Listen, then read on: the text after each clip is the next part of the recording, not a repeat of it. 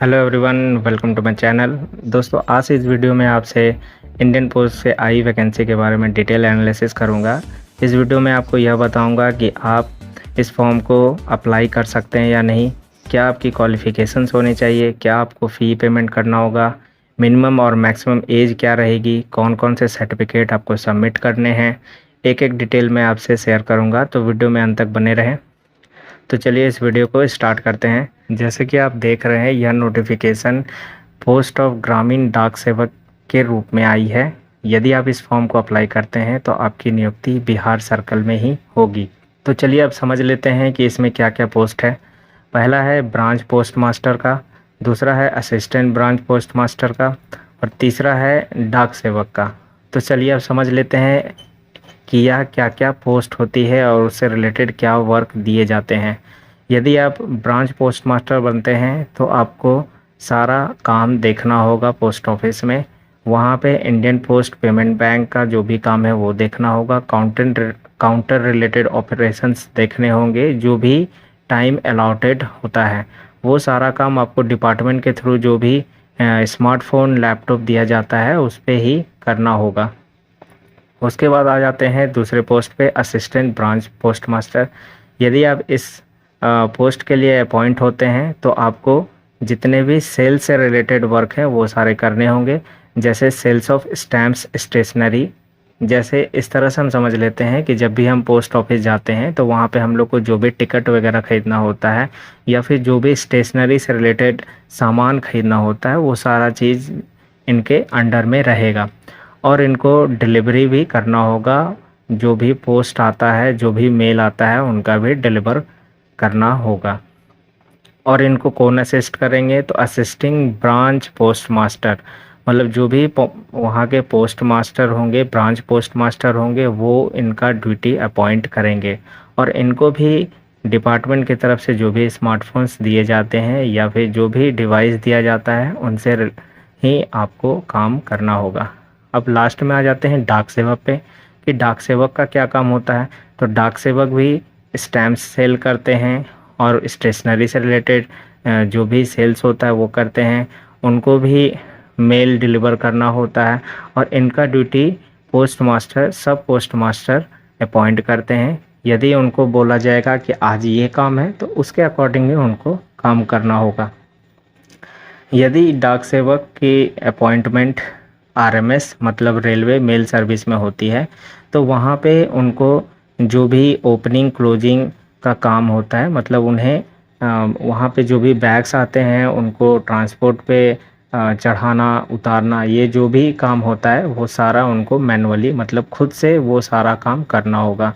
और ये अथॉरिटी ही डिसाइड करेगी आपको किस तरह का काम करना है। अब आगे समझ लेते हैं कि आगे टाइम रिलेटेड कंटिन्यूटी अलायंस क्या है। मतलब अगर आप ज्वाइन करते हैं तो आपको क्या आपको सैलरी मिलेगी। तो पहले है बीपीएम इस ब्रांच पोस्ट मास्टर। उनकी जो सैलरी होगी वो 12,000 की होगी। और अगर लेवल सेकंड पे अगर वो जाते हैं तो 14,500 की होगी। और उसके बाद असिस्टेंट ब्रांच पोस्ट मास्टर यदि आप बनते हैं या डाक सेवक बनते हैं तो आपको सैलरी के रूप में 10,000 दिया जाएगा। और अगर लेवल 2 पे आप जाते हैं, प्रमोट होते हैं, तो आपको 12,000 की सैलरी दी जाएगी। अब समझते हैं कि एलिजिबिलिटी क्या है, मतलब कितने एज चाहिए इस फॉर्म को अप्लाई करने के लिए। तो मिनिमम एज आपकी 18 ईयर्स होनी चाहिए और मैक्सिमम एज 40 ईयर्स होनी चाहिए, वो भी 27/4/2021 के अनुसार। ठीक है, अब आगे आते हैं एज रिलैक्सेशन पे।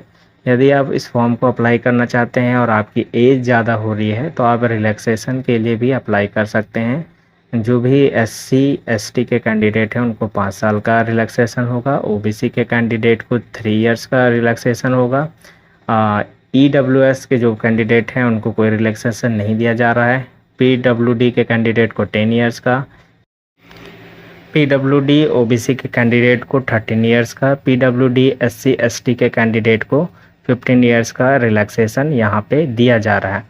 उसके बाद आगे समझ लेते हैं एजुकेशनल क्वालिफ़िकेशंस क्या होनी चाहिए। सेकेंडरी स्कूल एग्जामिनेशन पास होने चाहिए, मतलब आपको 10th पास होना चाहिए। उसमें भी आपका जो एक सब्जेक्ट होगा वो मैथमेटिक्स होगा, और लोकल लैंग्वेज के रूप में आपका हिंदी या फिर इंग्लिश होना चाहिए, क्योंकि हमारे बिहार में खास करके हिंदी बोला जाता है। तो आपका यह सब्जेक्ट भी खास करके आपके जो भी मार्कशीट हैं उन पे होने चाहिए। उसके बाद क्या है कंपलसरी, तो आपको compulsory knowledge of local language, जैसा कि अभी मैंने ऊपर बता दिया कि 10th पास होने चाहिए, साथ में आपको एटलीस्ट 1 लैंग्वेज आपको आना चाहिए। तो 1 लैंग्वेज अपने यहाँ सिर्फ बिहार में हिंदी बोला जाता है, तो आपको हिंदी अच्छे से आना चाहिए। जैसे कि यहाँ देख रहे हैं कि name of circle and official language of state, तो ये बिहार सर्कल से रिलेटेड यह वैकेंसी आई है, तो बिहार में हिंदी बोला जाता है, तो आपको हिंदी आना चाहिए और आपके सर्टिफिकेट में भी हिंदी होना चाहिए। अब आगे देख लेते हैं कि आगे क्या है। अब आगे आता है basic computer training. Basic computer training के अकॉर्डिंग आपको 60 डेज़ का ड्यूरेशन का कम से कम आपके पास सर्टिफिकेट होना चाहिए, और यह सर्टिफिकेट कोई भी कंप्यूटर ट्रेनिंग इंस्टीट्यूट से हो सकता है जो कि सेंट्रल गवर्नमेंट के अकॉर्डिंग गाइडलाइन पे चल रहा हो, या स्टेट गवर्नमेंट के गाइडलाइन पे चल रहा हो, यूनिवर्सिटी के गाइडलाइन पे चल रहा हो, या कोई भी प्राइवेट इंस्टीट्यूशन ऑर्गेनाइजेशन, मतलब इससे भी रिलेटेड आपके सर्टिफिकेट्स होने चाहिए। अब आगे देख लेते हैं कि आगे यहाँ पे क्या दिया गया है इस फॉर्म में। आगे है नॉलेज ऑफ साइकिलिंग, मतलब ये इस पोस्ट को अगर आप अप्लाई करते हैं, इस फॉर्म को आप अप्लाई करते हैं, तो आपको साइकिलिंग आना चाहिए। यदि आपको साइकिलिंग आती है और आपको बाइक चलाना भी आता है, स्कूटी चलाना आता है, तो सारा यह जो है नॉलेज ऑफ साइकिलिंग के अंदर रखा जाएगा, और उससे रिलेटेड आपको डिक्लेरेशन भी सबमिट करना पड़ सकता है। अब आगे समझते हैं एडिक्वेट मीन्स ऑफ लाइवहुड क्या है। लाइवलीहुड जो दिया है ये क्या दिया है, इसका मतलब यह दिया है the candidate applying for the post shall not that he she will be adequate mean of livelihood to support himself, मतलब कि जैसे आप खुद समझ रहे हैं कि अगर आप इस फॉर्म को अप्लाई कर रहे हैं तो आपको 10 से 12 हज़ार देता है ये, तो 10 से 12 हज़ार में आज के समय में क्या होगा, तो आपका अपना खुद का एक अलग से सोर्स होना चाहिए जहां से आपके पास इससे रिलेटेड जो भी अलग से पेमेंट आ रही है वो आती रहनी चाहिए। उससे रिलेटेड आपको मे बी बाद में डिक्लेरेशन के रूप में सबमिट करना पड़ सकता है। जैसे यहाँ पे दिया हुआ है फर्निशिंग ऑफ सिक्योरिटी, का मतलब क्या है कि यदि आप इस पोस्ट पे अपॉइंट हो जाते हैं तो आपको बीच में यह शो भी करना होगा कि आपके पास या आपके सिक्योरिटी के रूप में आपको 1 लाख का जो भी इनकम है वो मे भी शो करना पड़ सकता है। अब आगे इस फॉर्म को समझ लेते हैं कि आगे इस फॉर्म में क्या दिया गया है। आगे जैसा कि आप देख रहे हैं adequate representation ST SC OBC person and disability of economically weaker sections, इसमें क्या है कि जो भी कैंडिडेट इस फॉर्म को अप्लाई कर रहे हैं अगर किसी भी तरह से अगर वो वीकर हैं, यहाँ पे सारा कैटेगरी बताया गया है कि किस किस सेक्शन में अगर आप वीकर हैं तो वो भी कैंडिडेट इस फॉर्म को अप्लाई कर सकते हैं।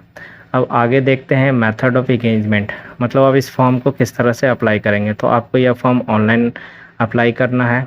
तो आगे समझते हैं exception of fee of applying on GDS post. यदि आप इस फॉर्म को अप्लाई कर रहे हैं, जनरल कैटेगरी के हैं, OBC कैटेगरी के हैं, EWS मेल ट्रांसमैन जो भी हैं वो अप्लाई करेंगे तो उनको 100 रुपीज़ का पेमेंट करना होगा। और जो भी ट्रांस वुमेन और जितने भी फीमेल कैंडिडेट हैं, जितने भी ST SC के कैंडिडेट हैं, PWD के कैंडिडेट हैं, उनको कोई भी फ़ी नहीं लगेगा। अब आगे आ जाते हैं option of applying on GDS post, मतलब आप इस फॉर्म को अप्लाई कर रहे हैं तो आपको मैक्सिमम 20 पोस्ट को सेलेक्ट करना है, और वह इस तरह से सेलेक्ट करना है कि वह आपके होम के आसपास के एरिया में हो। इसका मतलब यह है कि यदि आप पर्टिकुलर डिस्ट्रिक्ट में रह रहे हैं तो उस डिस्ट्रिक्ट के आसपास की पोस्ट जो भी है उसको ही आप खास करके समझ के अच्छे से उसको चूज कीजिए, क्योंकि क्या है कि जिस तरह की ये सैलरी देंगे तो उसके अकॉर्डिंग ही आपका काम रहेगा। तो आप ऐसा ना करें कि आप किसी और स्टेट में जाके आप अप्लाई कर दिए, किसी और डिस्ट्रिक्ट में अपने आप फॉर्म को आप अप्लाई कर दिए और वहाँ से घर आने जाने में आपको ज़्यादा समस्या हो रही है। उसके बाद देखते हैं candidate opt of 5 post with reference post 1 post 2, मतलब यहाँ पे सारा डिटेल इन्होंने बता रखा है कि यदि आप फॉर्म को अप्लाई कर रहे हैं तो कौन कौन से पोस्ट आपको सेलेक्ट करने चाहिए, क्या करना है नहीं करना है। और अगर आप पोस्ट सेलेक्ट करते हैं और किसी एक पोस्ट के लिए सेलेक्टेड हो जाते हैं तो बाकी का जो पोस्ट है वो आपको छोड़ देना होगा। मतलब जाहिर सा बात है, आप किसी एक पे सेलेक्ट हो जाते हैं तो बाकी के आपको छोड़ने पड़ेंगे।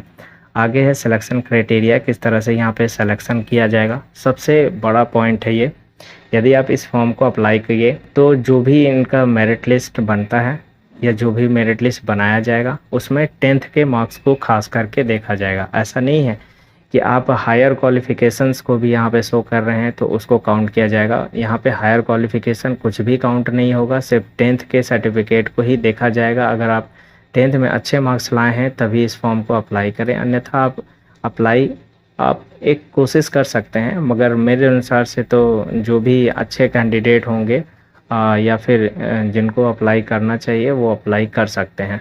और यहाँ पे इन्होंने यह बताया है कि अगर आपके सर्टिफिकेट में मार्क्स आए हैं, ग्रेड आए हैं, तो किस तरह से आप अपने ग्रेड को शो करेंगे। तो उनको आपको 9.5 से मल्टीप्लाई करके उसको शो कर देना है। आगे आते हैं साइकिल ऑफ नोटिफिकेशन, मतलब अगर आप कोई रॉन्ग इन्फॉर्मेशन देते हैं या फिर अपने डॉक्यूमेंट को बढ़ा चढ़ा के रिप्रेजेंट करते हैं तो आपके डॉक्यूमेंट को, आपके जो फॉर्म है उनको रिजेक्ट कर दिया जाएगा।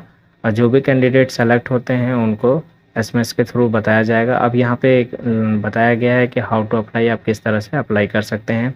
एक कैंडिडेट एक ही रजिस्ट्रेशन कर सकता है,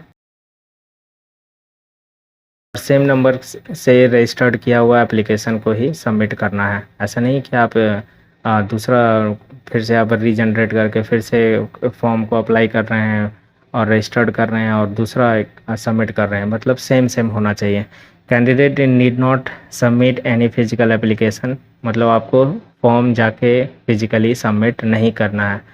उसके बाद है selection board name, candidate ensure correct board name and appropriate configures, जो भी आप बोर्ड से अपने आप पास किए हैं उस बोर्ड का सही सिलेक्शन करके आपको वहाँ पे रिप्रेजेंट करना, नहीं तो आपका फॉर्म रिजेक्ट हो जाएगा। आगे आते हैं upload of all mandated documents, आपको photo, signature, SSC certificate. SSC certificate का मतलब ये होता है कि 10th पासिंग का जो सर्टिफिकेट होता है वो आपको सबमिट करना है। अब वो भी क्लियरली स्कैन्ड होना चाहिए, ऐसा नहीं है कि आपका ब्लर होना चाहिए कोई भी सर्टिफिकेट। अगर ब्लर है तो आपका वो भी रिजेक्ट कर दिया जाएगा। यहाँ पे आप देख सकते हैं लायबल फॉर रिजेक्शन। आगे देखते हैं कि क्या है। यदि आप इस फॉर्म को बहुत अच्छे से समझ लिए हैं तभी इस फॉर्म को आपको अप्लाई करना है, नहीं तो ऐसा हो सकता है कि आपके जो भी फॉर्म हैं उनके पैसे बाद में रिफ़ंड नहीं होंगे। आपको बहुत ही सोच समझ के इस फॉर्म को अप्लाई करना है। Candidate are advised on their own interest to submit online application much before, मतलब आपको लास्ट डेट का वेट नहीं करना है, क्योंकि जनरली ऐसा होता है कि साइट क्रैश कर जाते हैं। तो आपको साइट क्रैश करने का वेट नहीं करना है और जल्द से जल्द अप्लाई कर देना है। फॉर्म अप्लाई करने का ये यहाँ पे इन्होंने अपना ऑफिशियल वेबसाइट दे रखा है। इस ऑफिशियल वेबसाइट से आपको अप्लाई करना है। 27/4/21 से 26/5/21 तक फॉर्म अप्लाई होगा। इस बीच में आप फॉर्म अप्लाई कर दीजिए। ज़रूरी बातें पे आपको क्या क्या ध्यान रखना है, जो नेम आपके 10th सर्टिफिकेट में है वही होने चाहिए, फादर्स नेम होने चाहिए, मोबाइल नंबर होने चाहिए, डेट ऑफ बर्थ, ये सारा चीज़ आप पहले से ही एक कॉपी पे लिख के रख लें। और जो भी ज़रूरी डॉक्यूमेंट्स मांगा जा रहा है वो सारा अरेंज कर लें, उसके बाद ही आप इस फॉर्म को अप्लाई करें। अब देखते हैं कि जो भी डॉक्यूमेंट हमें सबमिट करना है वो किस तरह के फ़ाइल में होने चाहिए। तो आपको JPG फॉर्मेट में ही 10th के सर्टिफिकेट को सबमिट करना है और मैक्सिमम 20 KB के होने चाहिए। और मार्कशीट भी आपको सबमिट करना है, JPG फॉर्मेट में होने चाहिए, 200 KB के होने चाहिए। डेट ऑफ बर्थ प्रूफ आपको सर्टिफिकेट या फिर जो भी आपका SSC मार्कशीट है वो आप सबमिट कर सकते हैं, वो भी JPG के फॉर्मेट में होने चाहिए। उसके बाद आगे थोड़ा आ जाते हैं कंप्यूटर सर्टिफिकेट। यदि आपके पास कोई कंप्यूटर का सर्टिफिकेट है तो वो आप सबमिट कर सकते हैं, अन्यथा जब आप अपॉइंट हो जाएंगे उसके बाद भी आप सबमिट कर सकते हैं। फिर कम्युनिटी सर्टिफिकेट, जैसे मतलब ST SC OBC के जो भी अगर कैटेगरी में अप्लाई करते हैं तो उससे रिलेटेड सर्टिफिकेट, ये भी 200 KB में होने चाहिए। फ़ोटो आपके 50 KB में होने चाहिए। और यहाँ पे जो रेजुलेशन यहाँ पे दिखाया गया है उसके अकॉर्डिंग ही होना चाहिए। सिग्नेचर भी 20 KB में होने चाहिए और जो भी रेजुलेशन यहाँ पे दिया है उस रेजुलेशन के अकॉर्डिंग ही आपको सबमिट करना है। अगर आप ट्रांसजेंडर के अंदर आते हैं तो उससे रिलेटेड भी सर्टिफिकेट आपको सबमिट करना है। सर्टिफिकेट ऑफ डिसेबिलिटी मतलब PWD के जो भी सर्टिफिकेट्स होते हैं वो भी आप अगर आप उसके अंदर लाइक कर रहे हैं उस कैटेगरी के अंदर तो आपको उससे रिलेटेड भी सर्टिफिकेट सबमिट करने हैं। अब आगे लास्ट में आ जाता है important instruction, the right to modify और कैंसिल। मतलब ये सारा अथॉरिटी पोस्ट रिजर्व करती है कि वो इस फॉर्म में क्या मॉडिफाई वो करेंगे, क्या वो कैंसिल करने का है, वो सारा उनके ऊपर डिपेंड करता है। सबमिशन, लास्ट सबमिशन, ये सारा यहाँ बता दिया गया। अब यहाँ पे जो हम देख रहे हैं ये हर एक डिस्ट्रिक्ट डिवीज़न वाइज यहाँ पे शो किया गया है कि कहाँ पे कितना पोस्ट है और क्या पेमेंट आपको दिया जाएगा, कौन कौन सा कैटेगरी का सीट अवेलेबल है, वो सारा आपको इस पूरे PDF में आपको देखने को मिलेगा ऊपर से नीचे। तो उसके अनुसार ही आप अपने ज़िला के अनुसार, अपने डिस्ट्रिक्ट के अनुसार सिलेक्शन करें। पूरा डिटेल देखिए यहाँ पे दिखाया गया है, पूरे डिटेल को आप अच्छे से समझ सकते हैं। लास्टली आ जाते हैं कि कम्युनिटी वाइज क्या पोस्ट है। EWS में 146 पोस्ट हैं, OBC में 510 पोस्ट हैं, PWD A कैटेगरी में 12 पोस्ट हैं, PWD B कैटेगरी में 5 पोस्ट हैं, PWD C कैटेगरी 23 पोस्ट हैं। मतलब वहाँ पे बताया गया था ना विजन से रिलेटेड, 1 हैंड 1 लेग का जो भी PWD कैटेगरी है उनसे रिलेटेड। फिर SC ST UR, SC में आपको 294 सीट है, ST में 45 सीट है, UR में 903 पोस्ट, मतलब टोटल 1940 पोस्ट है। तो आशा करता हूँ यह वीडियो आपको अच्छी लगी होगी और मैं आपको एक सलाह दूंगा कि जो भी कैंडिडेट बिहार से रिलेटेड हैं, बिहार के हैं, वो खास करके फॉर्म को अप्लाई करें, क्योंकि जिस तरह का बेरोज़गारी है, यदि आप इस फॉर्म को अप्लाई करने के बाद आपकी एक सपोर्ट अगर आपको हो जाता है तो वो बहुत अच्छा है। काम बहुत ज़्यादा नहीं होता है अभी के समय में पोस्ट ऑफिस में, जिस तरह का अभी स्मार्टफोन का ज़माना है, स्मार्ट डिवाइसेस का ज़माना है। तो आप इस फॉर्म को अप्लाई करके एटलीस्ट आपका थोड़ा जीविका तो सुधर जाएगा, जिस तरह के केसेस चल रहे हैं। तो चलिए इसी तरह के वीडियो के साथ बने रहने के लिए चैनल को सब्सक्राइब कर लें। तक के लिए बाय बाय, टेक केयर।